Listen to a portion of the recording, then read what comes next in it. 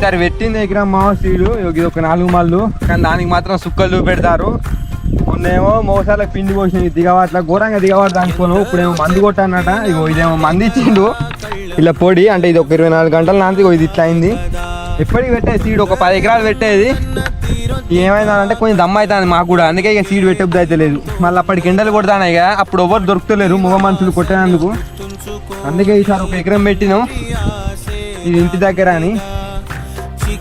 చితికిన విత్తనంలో వంశవృక్షమే దాగుందిగా, తరతరాల చెమట చుక్కలు లాల పోసెను భూమికే, బాధ్యతగా కొనసాగినాదో నైవేద్యమేగా స్వామికే, పేగు బంధమే ఊరికున్నది తెలుసుకుంటే స్వర్గమే.